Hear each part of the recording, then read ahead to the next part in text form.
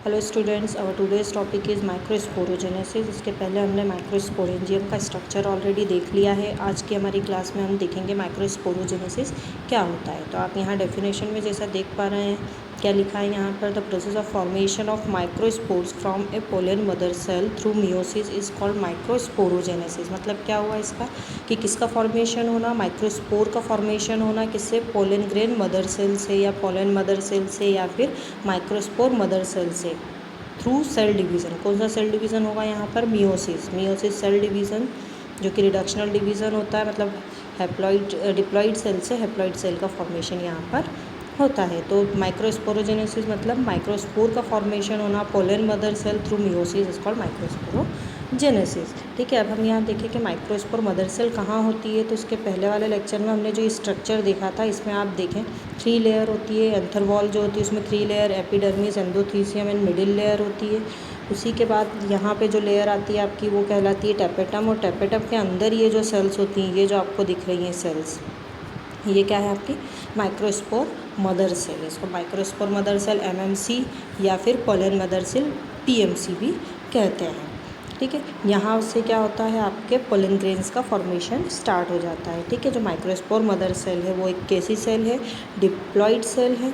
Microspore mother cell आपकी कैसी cell है, डिप्लॉइड सेल। डिप्लॉइड सेल मतलब 2n नंबर ऑफ क्रोमोसोम उसके अंदर प्रेजेंट होते हैं। ठीक है, इसमें मियोसिस सेल डिवीज़न होगा तो यहाँ पर क्या है, एक n और एक n। ठीक है, क्या बनेगी यहाँ पर, हैप्लॉइड सेल का फॉर्मेशन यहाँ पर होगा। ठीक है, तो जो आपके पोलन मदर सेल है ये एमएमसी।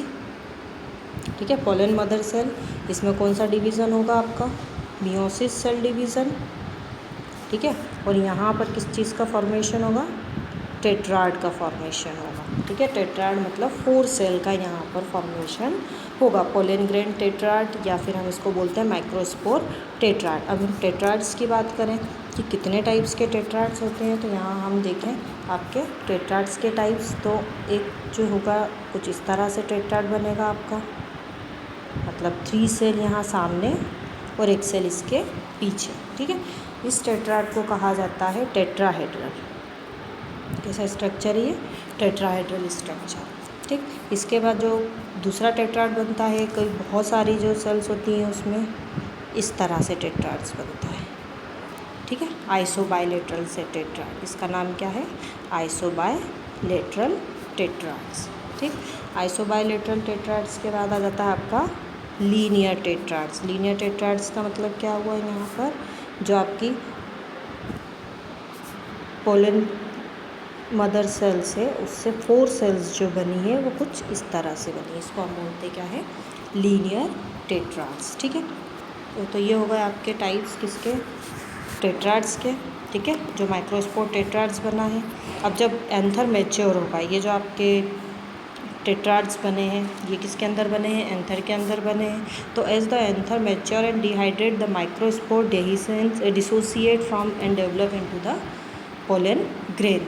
जैसे ही आपका एंथर मैच्योर होगा, डिहाइड्रेट होगा मतलब सूखने लगेगा, उसका पानी जब पूरा ख़त्म हो जाएगा अंदर का, तो आपका माइक्रोस्पोर जो है वो क्या हो जाएगा, डिसोसिएट हो जाएगा। मतलब आपके जो टेट्राड्स बने हैं यहाँ पर वो क्या हो जाएंगे, डिसोसिएट हो जाएंगे पूरी तरह से, और उसके अंदर से क्या बनेगा, आपका पोलन ग्रेन बनेगा। मतलब माइक्रोस्पोर के अंदर ही आपके पोलन ग्रेन बनेंगे। तो एक माइक्रोस्पोर से आपकी के मदर सेल जो होती है आपकी माइक्रोस्पोर मदर सेल, उससे कितने बन रहे हैं, 4 सेल्स बन रही हैं, टेट्राड्स बन रहे हैं। ठीक है, और उस टेट्राड्स से ही क्या बनेंगे, पोलन ग्रेन्स बनेंगे। तो इसी तरह से 4 पोलन सेक हमारे पास हैं, तो उस पोलन सेक के अंदर जो है ढेर सारे पोलन ग्रेन्स का फॉर्मेशन यहाँ पर होगा। तो एक माइक्रोस्पोरेंजियम जो है वो जब पूरा डेवलप हो जाता है तो उसमें लार्ज नंबर ऑफ माइक्रोस्पोर्स या पोलन ग्रेन्स का फॉर्मेशन होता है।